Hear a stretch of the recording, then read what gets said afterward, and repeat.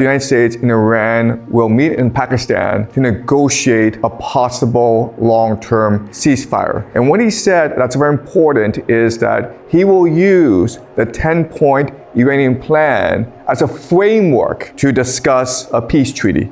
This is almost a complete US surrender to Iran.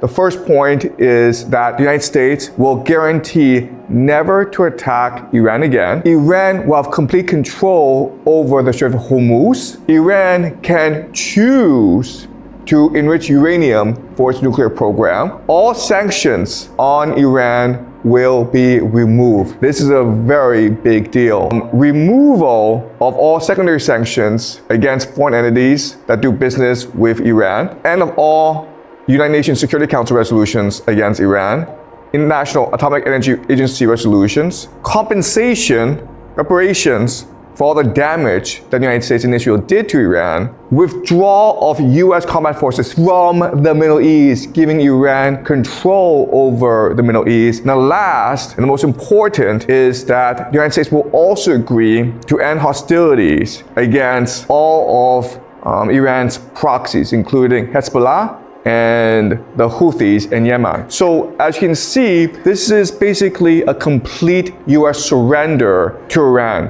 which tells us right away that Donald Trump is not serious. If you go into a shop and you negotiate with the shop owner and you want to sell maybe a book to the guy and you're hoping for $100, but because it's bargaining, you think, maybe I should start high. So you say $1,000. If you say $1,000 and the shop owner says, yeah, I'll take that deal, there's something wrong here, okay? So what happens is that there's certain individuals, we can call them occultists, who try to read the river or try to read historical patterns in history. And they create something called an eschatology. Okay, so think of the stars. When you try to read the stars and try to find meaning in the stars, we call this astrology, right? But when you try to read human history and you try to find a pattern in human history, we can call this eschatology. And the thing about the eschatology is that it's a story.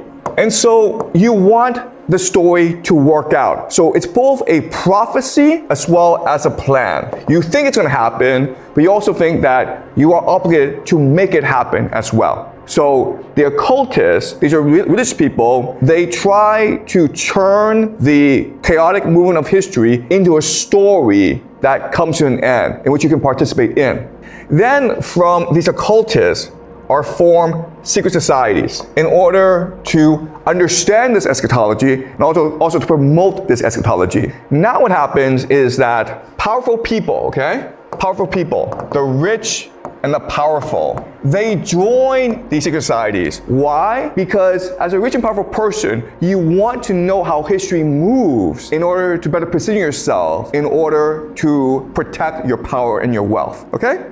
That's why very famous people, they often have astrologers to work for them. And that's why rich and powerful people join secret societies, because they want access to these secrets that tells them how to make better investments and how to have more political power. Also, secret societies enable them to create networks in order to maintain their power, okay? But the problem is that you need people to actually move towards the ending, to propel this eschatology. And these people we can call agents, okay? Agents.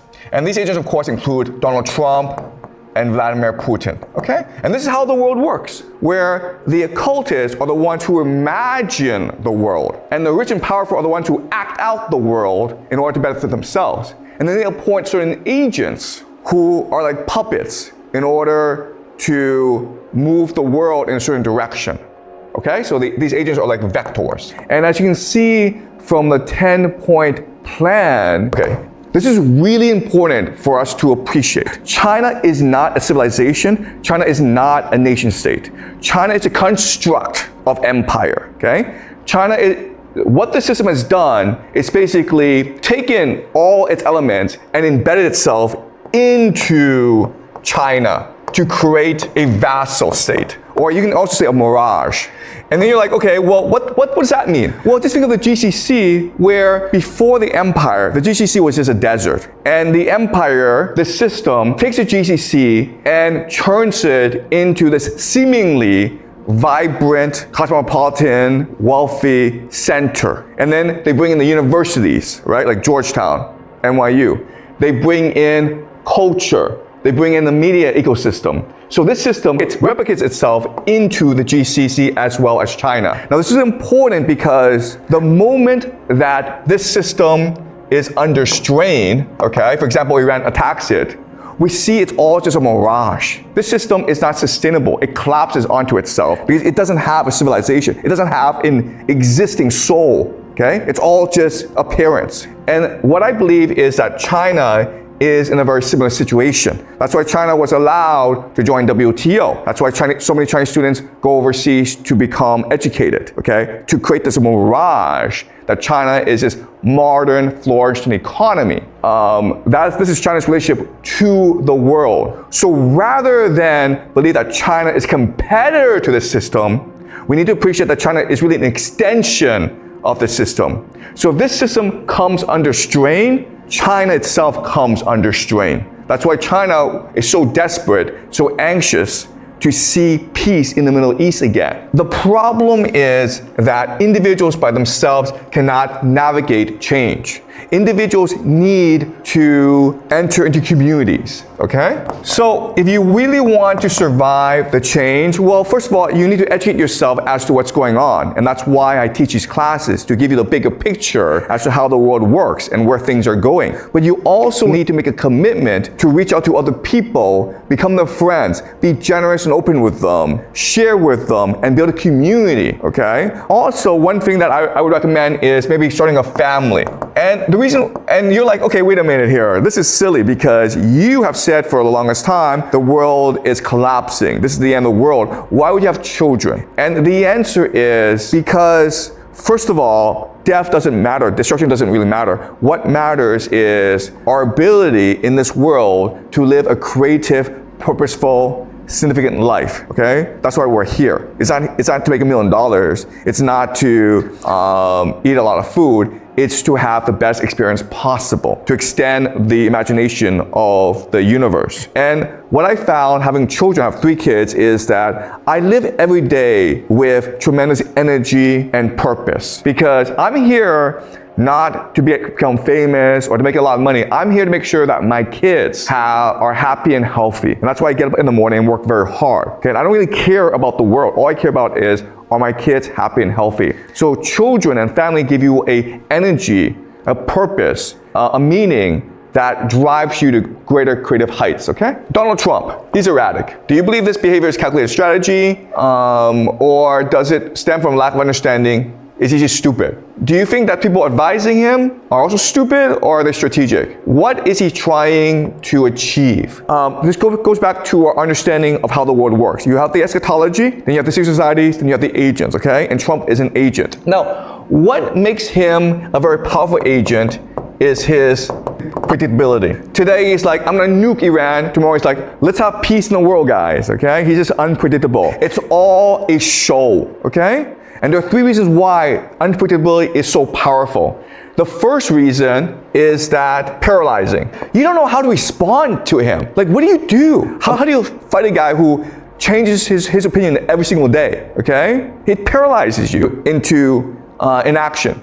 Second is distracting. All your attention is focused on his antics, and you don't realize that behind the scenes, things are happening, okay? There are people who are implementing certain things, but you don't really notice the backstage because you're just focused on Trump being a clown on stage. And the last advantage is flexibility, which is to say that he is not beholden to any strategy, and he can change his strategy at any time. So yes, we think he's a clown, and he is a clown, but there's a method to his madness, okay? So it paralyzes enemies, it distracts his enemies, and he's able to maintain maximum flexibility in his actions, okay? And that's why he's so successful. All right, the people around him just do whatever he tells him to. The people around just tells him exactly what he wants to hear, okay? It's actually Donald Trump that's making all the decisions. And his ultimate purpose is to get his third term, all right? Because from his perspective, if he actually wants to implement his vision for America, he needs the third term. Okay? And again, his vision is a technate, where America becomes a fortress, abandons the world, and just trades with the world. Okay? We discussed this previously. But for him to achieve that, he needs his third term. And so he needs to figure out how to get his third term. And this war in Iran is about strategy, because if this war continues and it goes badly for America, then Trump can declare martial law and have a lot of powers. And again, his enemies are too distracted to appreciate that this is strategic, and they're paralyzed into inaction. The Democratic Party, which should be opposing Trump and this war, are just sitting back and doing nothing, hoping that in the midterms, Trump's party, the Republicans, get wiped out, and they go into power, and then the world is perfect again, okay?